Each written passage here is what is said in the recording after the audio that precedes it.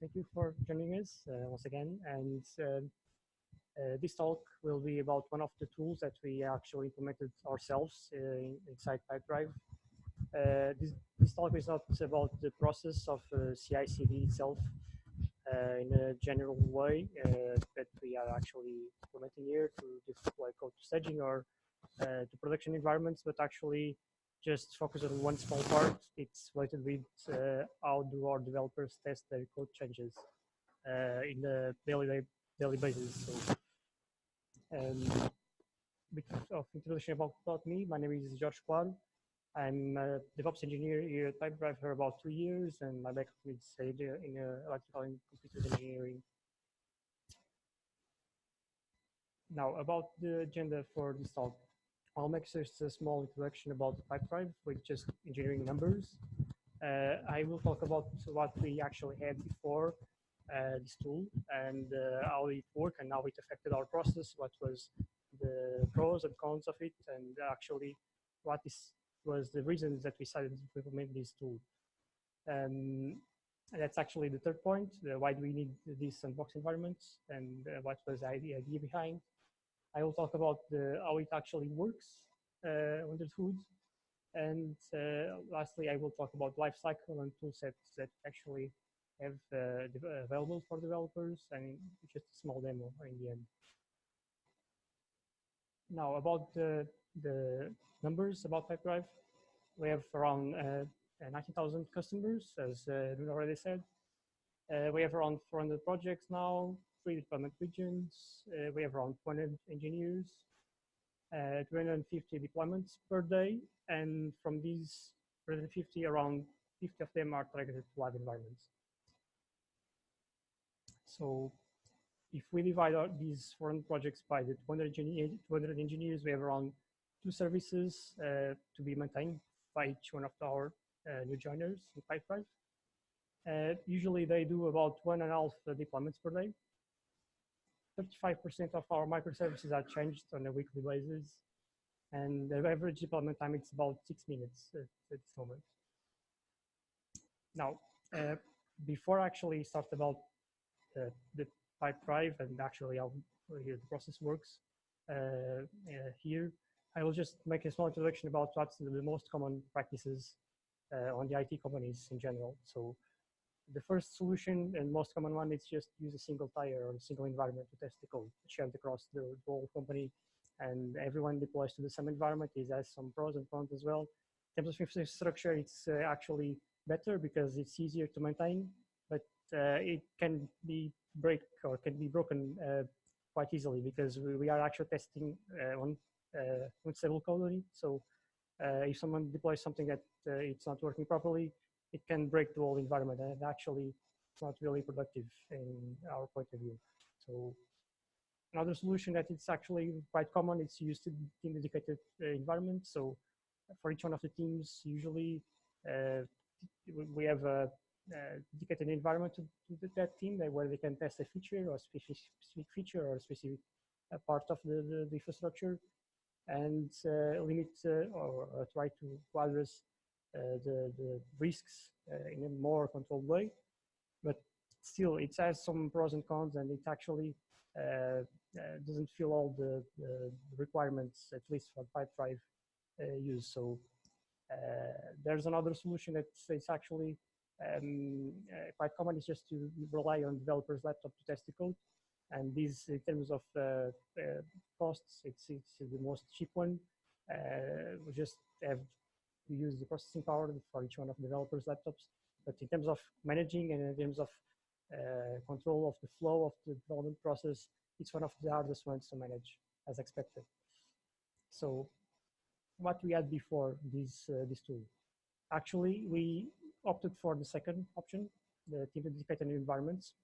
We had around 1 or 2 VMs per team, and at the beginning it worked quite well because just when we started to use the Docker and try to break our monolith in several services, this solution worked quite well, and we just a small amount of resources in terms of CPU power or memory usage.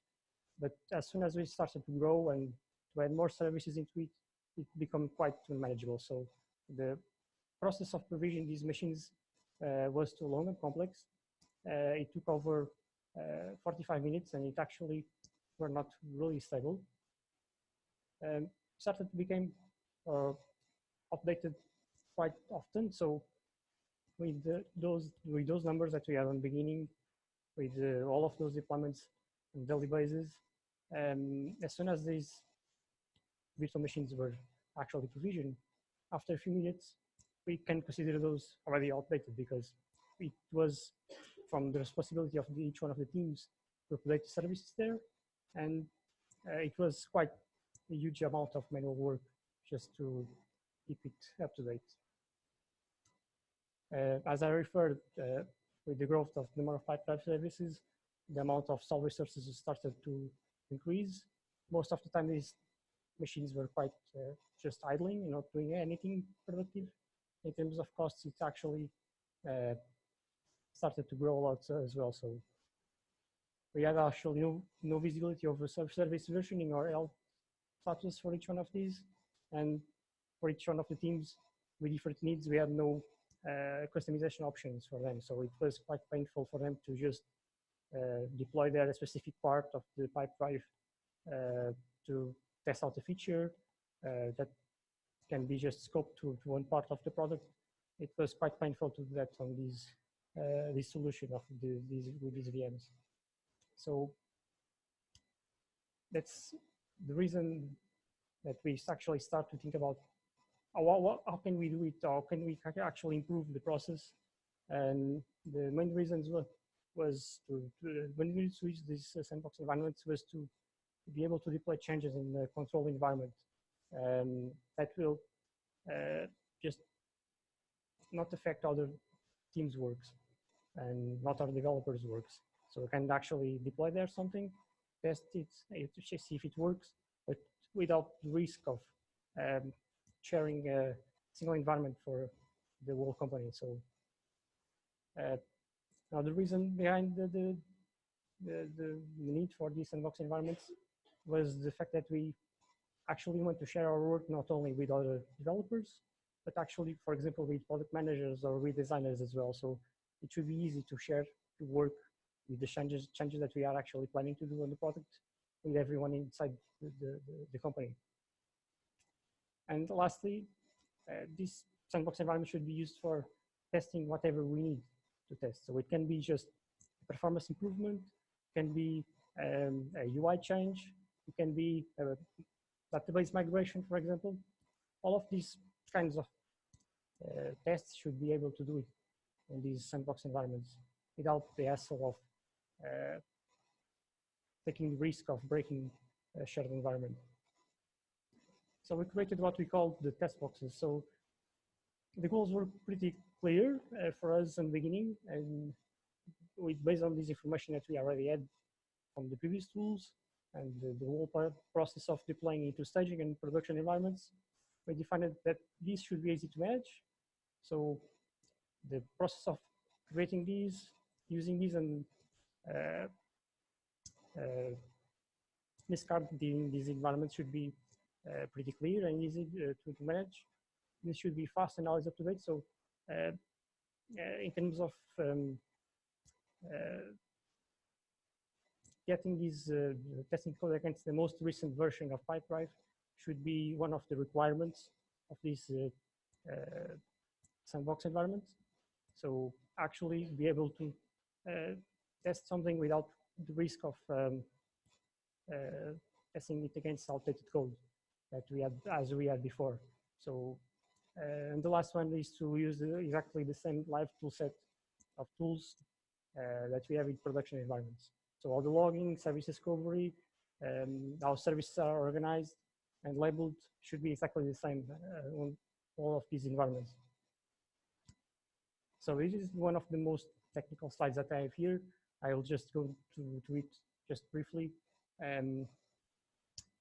All of the Pipedrive services are Dockerized. So the Testboxes uses as well a Swarm cluster, a Docker Swarm cluster, to support all these services. All of the services that we have are aligned with Docker services. we are using Docker stacks to group them. So each one of these test boxes are grouped in a single Docker stack. And for each one of these Docker stacks, we have an overlay network that will ensure that all of the services in the stack can reach each other and communicate between each other as if it was just a single environment by itself. We use Jenkins for deployments. We use NFS storage for file storage, Wayload for logging, Docker Flow proxy for networking purposes and routing to the correct environment. And lastly, we have an orchestration tool that we build ourselves to manage these environments ourselves. Now, about the lifecycle. From the point of view of the developers, it should be easy to create those. It should be easy to use and actually deploy them in the end of the testing process. So this is basically the diagram where we actually defined the possible stages for these sandbox environments. On the left, we have the available, provisioning, and ready. Those should be taken or should be executed on behind the scenes. So when we actually create a test box, we are actually provisioning the Docker stack and all the minimum core services for Pipedrive to work there and to be able to open the budget list and create an account in Pipedrive. And without any specific feature of Pipedrive, but at least to be able to interact with the main page of it. So as soon as we actually get one of these sandboxes marked as ready, developers can request it and can use a process that we call customizing, that will just add the missing services to test out a specific feature. That can be automation, can be contact sync, can be other feature. And at the end of the process, we have an option to mark this as rotten, where we can actually trigger the destruction part and free the resources that can be actually picked up and to create a new one in the future. Each one of these test boxes will have a TTL as well. So as soon as they are taken, usually they should be working or should be available for developers for about 1 day, but they actually can extend it if they actually need more time with it. So about the orchestration tool. This orchestration tool is just a software layer that we actually implemented to take care of this life cycle as expected. It takes care of the updates, it takes care of certificates, gives control to the developers, which deployments and which services are actually deployed for each one of these test boxes, and provides an API that can be further used for integration with other platforms if needed.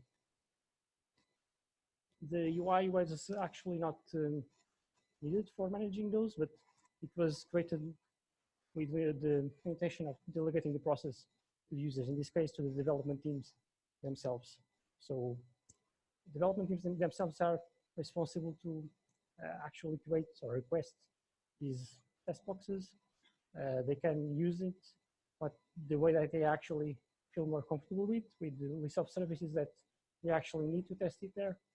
And it gives visibility over the pool status and actually gives control and visibility over the pool of the test boxes that are actually available for them to use.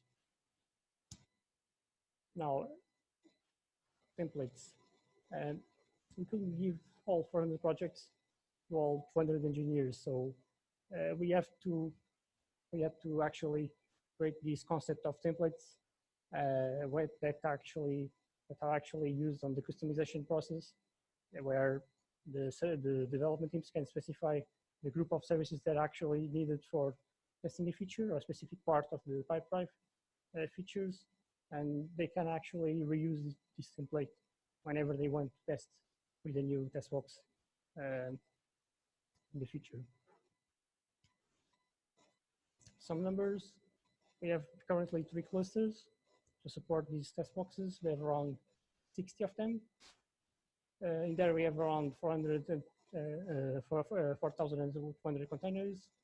The provision time in the background takes around 10 minutes, and to customize it and deliver it to developers, it takes around 2 minutes to take it ready.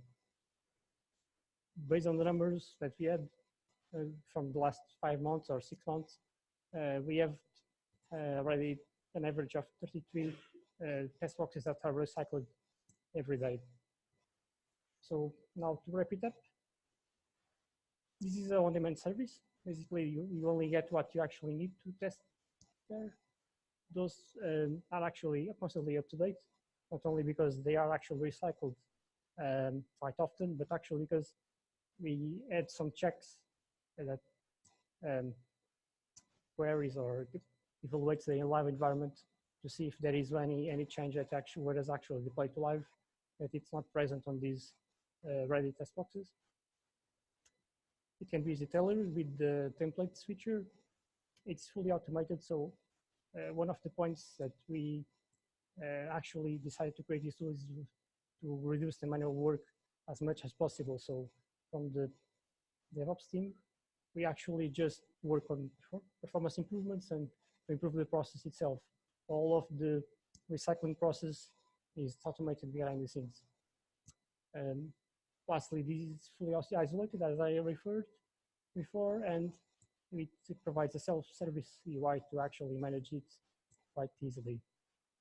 And that's it for me. I have just a small demo just to show you how it works. So this is the page that we have available for developers, so they can use these sandbox environments. And the process here, it's quite clear. Just they have a plus button here. They have just to give a small description. For example, I will just test automation feature, for example. I'll just use the templates. Automation feature, I will just I have to select tribe.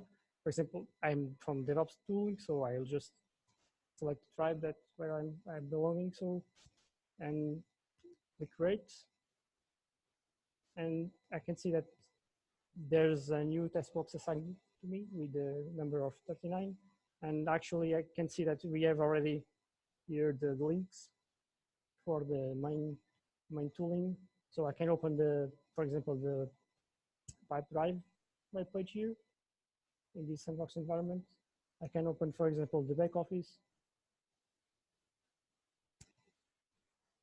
I can open the, for example, the console for the service discovery inside of this sandbox environment with all of the services. And if I open or click here, I can see that all of the automation features, automation services are actually being deployed at the moment. So if I click here, I can see that I have a deployment running out right now, and I can see that it's actually deploying the code in there. And there's actually visibility over all of the services. I can change, for example, a revision or a Docker tag here if I want to test anything specific on this service, for example. And in the middle of the process, I can actually just destroy it, clicking on this button to destroy it. That's, I cannot show you that because I can